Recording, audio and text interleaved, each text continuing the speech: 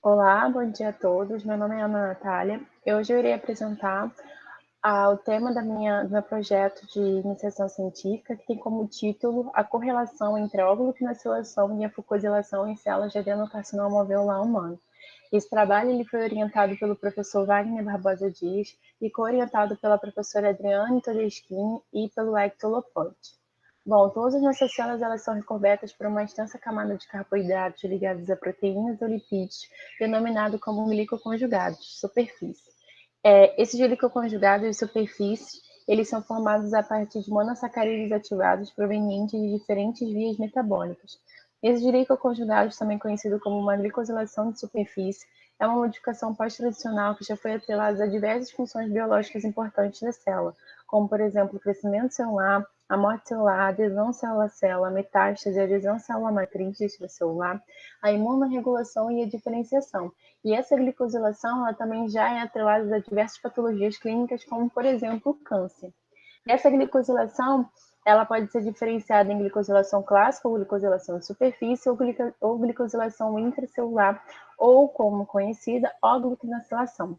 Essa glicosilação clássica ela ocorre a partir de diferentes glicositransferases que adicionam resíduos de monossacarídeos ativados em resíduos de asparaginas, formando as N-glicanas, ou adicionando esses monossacarídeos ativados em resíduos de serina e treonina dessas proteínas, e em diferentes monossacarídeos ativados, formando as isoglicanas na superfície da célula. E a glicosilação intracelular, como o próprio nome já diz, ocorre em proteínas citoplasmáticas e nucleares, onde o açúcar N-acetilglicosamina será adicionado em resíduos serina e treonina de proteínas citoplasmáticas e nucleares através da ação enzimática da algluquinase transferase, ou OGT, e esse açúcar ele é removido de forma reversível através da enzima glucinacase ou OGA.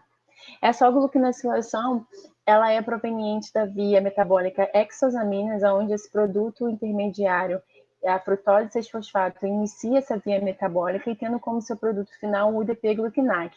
Essa gluconacilação ela já foi atrelada a diversos fatores biológicos, como, por exemplo, modificações em outras enzimas, como a GNE, que é uma enzima importante na biossíntese de ácido ciálico, esse mesmo ácido ciálico que compõe os glicoconjugados de superfície, e assim como demonstrado nesse artigo também. Além disso, nós sabemos que a glicose, o aumento de glucose, é importante para a síntese de todos esses monossacarídeos ativados de diversas vias metabólicas. E assim, assim como já demonstrado num trabalho anterior ao nosso grupo, em uma cultura de célula, na cultura de célula de câncer de cólon, em diferentes concentrações de glicose, nós podemos observar o aumento de fucose. Esse aumento de fucose, ele é avaliado através da marcação da AL, que é uma lectina, ou seja, uma proteína que reconhece epítopos de carboidrato específico, marcando então a fucose, que também faz parte de uma via metabólica importante para o monossacarídeo ativado. Claramente vimos que quando há um aumento dessa concentração de glicose, há também um aumento da expressão dessa fucose nessa linhagem celular. Com isso, o aumento de glicose ele é importante sim para esses monossacarídeos ativados de diferentes vias metabólicas. E a gente acredita, além disso, que não só para todas essas vias metabólicas, mas também para essa via especificadamente, que é a via-alvo de estudo, que há também um aumento desse monossacarídeo ativado, a GDP-fucose. Essa via ela se inicia a partir da GDP-hemanose, tendo como seu produto final essa GDP-fucose. Esse GDP-fucose ele serve como substrato doador para essas fucosinotransferases, que são enzimas responsáveis por adicionar a fucose em diferentes ligações específicas, tanto em resíduos de serina e treonina formando O-glicanas, ou asparagina formando as N-glicano, fazendo ligações alfa-2, alfa-3 até alfa-9 especificadamente. Essas fucosinotransferases elas já foram atreladas a diversas características fenotípicas agressivas de diferentes tipos de carcinomas, e principalmente o adenocarcinoma, que é o mesmo alvo de estudo do meu trabalho. Além disso, o câncer de pulmão ele também já é descrito sendo mais incidente ficando em terceiro lugar em homens e quarto em mulheres. Sendo assim, o objetivo do meu trabalho é avaliar, então, os mecanismos envolvidos na correlação entre a algluconacilação e a fucosilação no câncer, tendo como primeiro objetivo específico avaliar o perfil de fucosilação nessas células A549 em diferentes concentrações de glicose não tratadas com TMG através da citometria de fluxo. Essas células elas são cultivadas em diferentes concentrações de glicose sem o tratamento, fixadas em formaldeído e após uma série de alguns processos, nós fazemos a leitura através do equipamento de citômetro de fluxo. Então, nesse resultado, é possível, então, observar que em diferentes concentrações de glicose, né, em 5 milimolar mostrado em azul e em 25 milimolar demonstrado em vermelho, há o aumento, então, dos níveis de fucosilação, ou seja, há o aumento de fucose quando há o aumento de glicose. Esse resultado, então, permite não só corroborar com o resultado já visto anteriormente no nosso grupo, mas também demonstrando pela primeira vez, caracterizando pela primeira vez em linhagem também A549. Posteriormente isso, então, fomos analisar os níveis de aglutinosilação por Western blotting.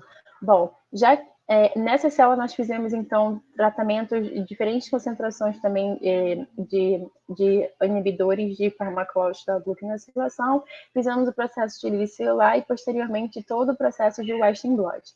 Bom, já que a hiperglicemia no resultado anterior aumentou a expressão de fucose em células, isso reforçou a hipótese de que o aumento de glicose pode então alterar a alglutinosilação, e que já que a glicose ela é importante para todos os monossacarídeos ativados, e que por sua vez essa alglutinosilação também pode ter correlação com essa fucosilação.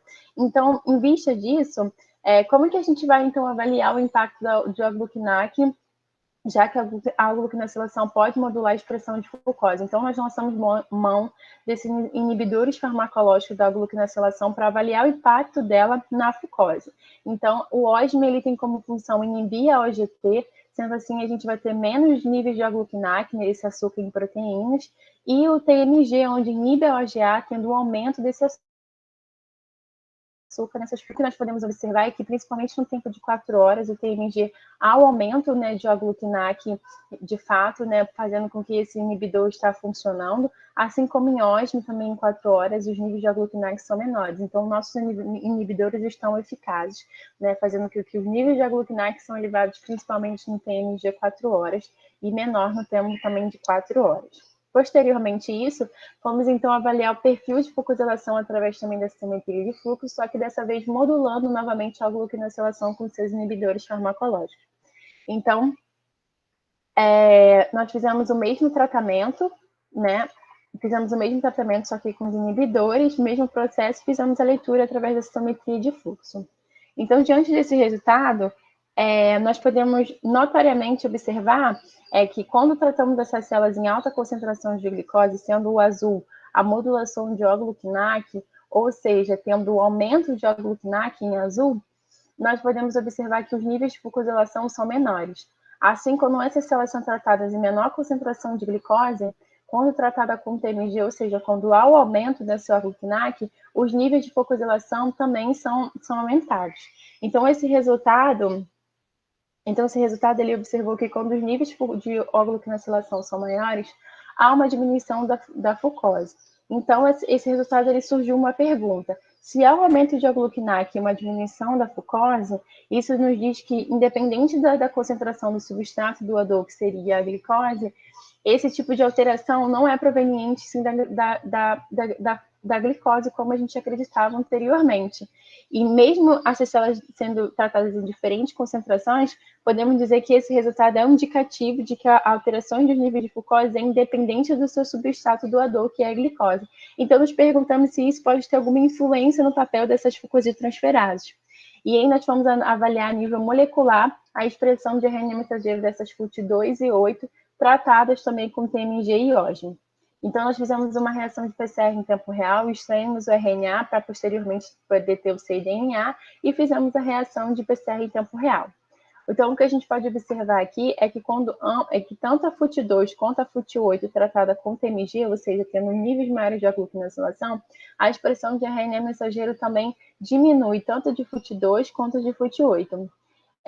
Em contrapartida, quando tratada com OSME, ou seja, quando os níveis de aglutinosilação são menores, há também há um aumento desses RNA mensageiro, principalmente no tempo de 24 horas em FUT2 e no tempo de 24 horas e 24 horas de FUT8 também há um aumento da expressão desse RNA mensageiro.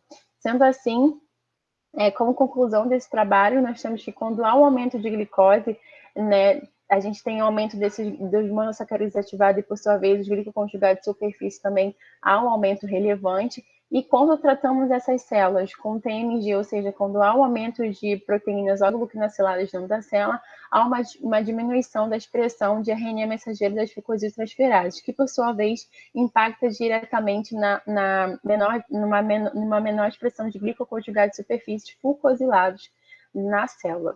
Obrigada.